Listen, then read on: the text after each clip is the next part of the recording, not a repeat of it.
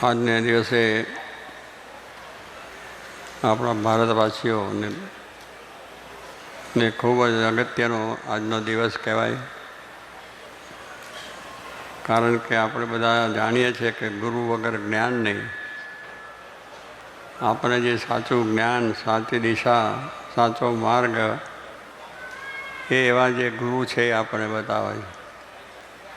અને એટલા માટે જે સંપ્રદાયના ને જે બધા ભક્તો છે પોતાના ગુરુને પ્રસન્ન કરવાને માટે દર્શનને આશીર્વાદ લેવા ત્યાં જ્યાં હોય ત્યાં જાય છે. એટલે ખૂબ એનો મહિમા છે. કારણ કે આપણે માટે સાચો માર્ગ ને સાચી દિશા એ અનાદિકાળથી ગુરુના થકી જ આપણને પ્રાપ્ત થયું. ભગવાનની પ્રાપ્તિ, ભગવાનનો મહિમા એ પણ એવા ગુરુ થકી જ પ્રાપ્ત થાય છે. આપણા આત્માનું દર્શન એ પણ એવા જે ગુરુ કહેવામાં ગુરુ જેને આપણે કહીએ છીએ એના થકી જ આપણને આત્માનું દર્શન. આપણે આ શરીર છે, શરીર છે તો નાશ પામી જવાનું છે. નાશવંત શરીરને કહ્યું છે, ક્ષણિક કહ્યું છે અને ક્ષણમાં પડી જાય છે. શરીરનો કંઈ નિર્ધારણ નથી, એને કોઈ મૂળ નથી કે જે હજારો વર્ષો સુધી કહ્યું છે. પણ હાલતા ચાલતા ખાતા પીતા ગમે ત્યારે ગમે તે વખતે અકસ્માતમાં બધું જતું જ રહે છે.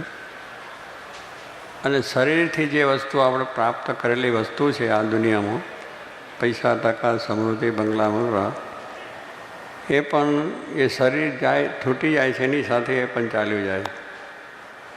એ કંઈ આપણી સાથે આવતું નથી. શરીર પણ સાથે નથી આવતું, એ નહીં જાય. અને સ્વપ્નવત સંસાર કયો છે. શાસ્ત્રોની અંદર વાત કરીએ કે આપણો આ સંસાર કેવો છે કે સ્વપ્ન હોત. સ્વપ્નું આવે એમાં બધું સારું સારું જોઈએ, દેખાય, આનંદ થાય, સુખ થાય, બધી ઘણી સમૃદ્ધિ, ઘણી વસ્તુ જોઈએ છે. ઘણા હોદ્દા, અધિકાર પણ જાણે કે આપણે ભોગવીએ છીએ એવું પણ દેખાય. પણ સ્વપ્નમાંથી જાગૃત થઈએ ત્યારે કશું જ ન હોય. ત્યાં જ્યાં બેઠા હોય ત્યાં જ આપણે હોય. ધંધાની રીતે બેઠા હોય, દુકાનમાં બેઠા હોય, ખેતીવાડી કરતા હોય, આપણા નિશાળ સ્કૂલની અંદર પહોંચે, ગમે તે ઠેકાને જ્યાં બેઠા ત્યાં જ હોય. પણ પેલું સ્વપ્નમાં દેખ્યું એટલે આપણે થાય કે હો ખરેખર પણ જાગ્યા પછી કશું જ નથી. એમ આપણું શરીર છે જ્યાં સુધી ભગવાનની ઈચ્છાથી જે કંઈ કોઈને 50, 60, 70, 80 અત્યારે બધું કહ્યું છે કે 60, 70 વર્ષનો આવરદા લખેલો છે. કોઈ વળી 75, કોઈ 80 જીવે અને કોઈ વળી 100ની સેન્ચુરી મારે, 100 વર્ષો પણ જીત જ મારે. એવાય ભાગ્યશાળી છે. તો કહેવાનું શું છે કે 100 વર્ષ પછી પણ એને કંઈ છે જ નહીં. સ્વપ્નો છે એની અંદર જેમ કશું જ નથી, એમ આ શરીર છૂટાની સાથે આપણે કશું આપણી સાથે આવવાનું નથી અને લઈ જવાય એમ પણ નથી, ગમે એટલા પ્રયત્ન કરીએ તો. એટલા માટે આપણને એવો સાચો જે માર્ગ છે એ ગુરુ થકી જ પ્રાપ્ત થાય છે. કે આ બધું છે છતાં એને ભોગવતા છતાં એમાં આપણને કંઈ બંધન ના થાય એવો માર્ગ બતાવે છે, એવું જ્ઞાન આપણને આપે છે. ભાગવતમાં જનક રાજાની વાત આવે છે. જનક રાજા બહુ મોટા રાજા હતા આપણા ભારતની અંદર. અને એમને પહેલેથી જ બધા શાસ્ત્રોનો શ્રવણ કરેલું હોય. સાચા સુખદેવજી જેવા કંઈ સંતો મહાત્માઓ આત્મનિષ્ઠ છે એમના થકી એ વાત તરત પોતે સમજીને આવું જ્ઞાન આત્માને પરમાત્માનું પ્રાપ્ત કરેલું હતું. અને એ રાજા છે એને એક વખત સ્વપ્નું આવ્યું અને સ્વપ્નની અંદર એને પોતે હાવ ભિખારી થઈ ગયા. બધું રાજપાટ ચાલ્યું ગયું, ખાવાનું પીવાનું કશું જ મળે નહીં. શરીર ઉપર કપડાં તે ફાટલા તૂટલા. જેની પાસે જાહો જલાલી હતી, સોનાના થાળને બીજું એમાં જમતા કરતા ને બધું અનેક બધું હતું. પણ સ્વપ્નમાં ગયા એમાં કશું જ દેખાયું, કશું જ નથી રહ્યું, એમ થઈ ગયું. પછી એને ભૂખ લાગી. ભૂખ લાગી તો પછી ખાવાનું પણ કહેતું નહોતું, એટલે ક્યાંથી ખાય. જે સોનાના થાળમાં જમતો તો એને કંઈ હતું નહીં. પછી રસ્તામાં પછી તો બહાર રસ્તામાં જ ફરતા હતા. ઠીકરું પડ્યું, કુંભાર પેલો આપણે માટલાનો કહે ને એનો માટીનો, એમાંનું એક બોલું માટલું ફૂટી ગયેલું તો એનું જ એટલું મળ્યું. એટલે એને લઈને પેલી ભૂખ લાગી છે તો લોકો પાસે માગતા હતા, મને ખાવા આપો ખાવા આપો. એટલે એમાંથી કોઈક આપ્યું બધું થોડું ઘણું.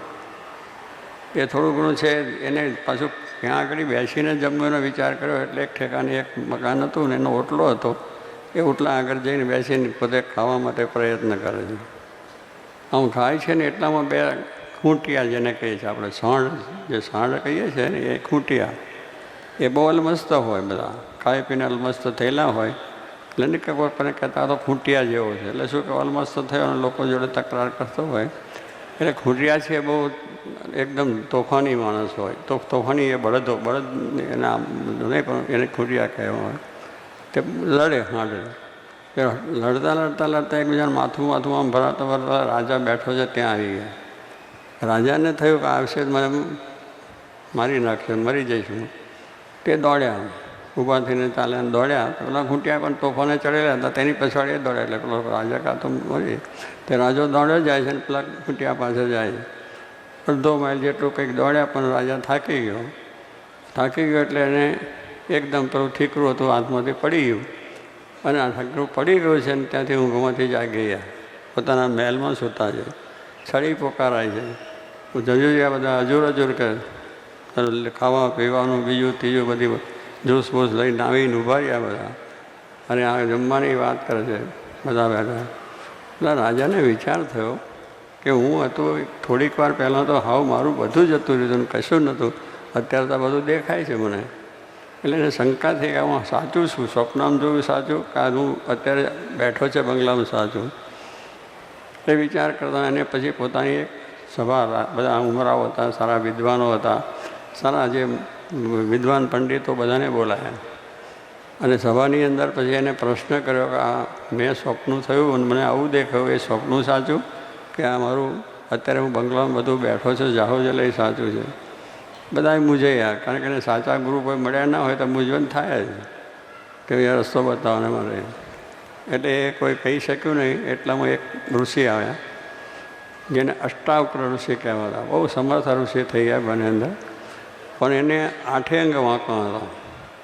હાથ એનો આમ વાંકો થઈ ગયેલા હોય, મોઢું આમ થઈ ગયેલું હોય, પગ આમ છે તેમ છે. એટલે એવું 8 અંગે એકદમ કદરૂપા માણસ જેને કહીને જોઈએ ને આપણને એકદમ હસવું આવે. ત્યાં સભામાં આવ્યા, ધીરે ધીરે લાગણી આમ ઊભા રહ્યા. દૂર જરા ઊભા છે તો સભામાં બધાને એને જોઈને હસવું આવ્યું. આપણને પણ એવું કુદરતી કોઈ હોય તો હસવું આવે કે આવરી ક્યાં અહીં ચડ્યું આ સભામાં. એટલે હસ્યા બધા.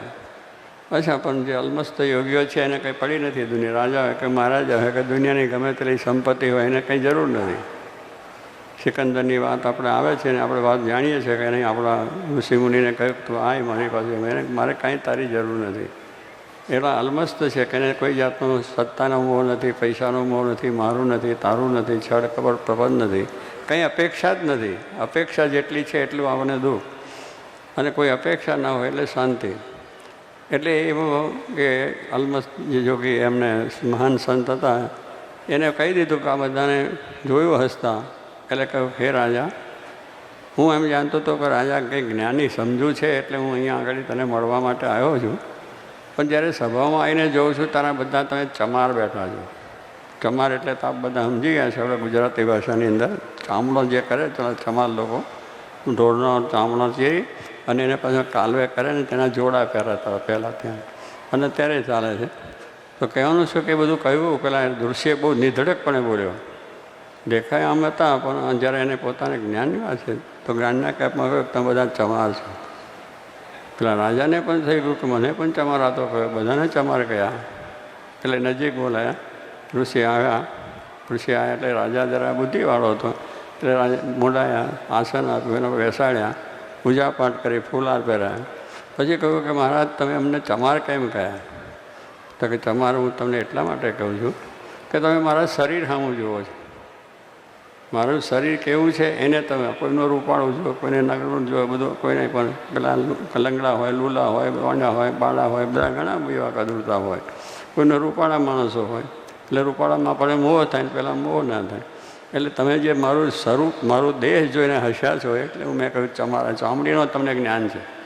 આ મારી ચામડીનો જ્ઞાન છે કે આ ચામડી કેવી છે ને તમે કાળા છે ને બધા આવા છે ને તેવા છે એટલે હું ઓછો છું. અથવા જો તમને જ્ઞાન હોત તો તમે આ વાત કરો જ નહીં.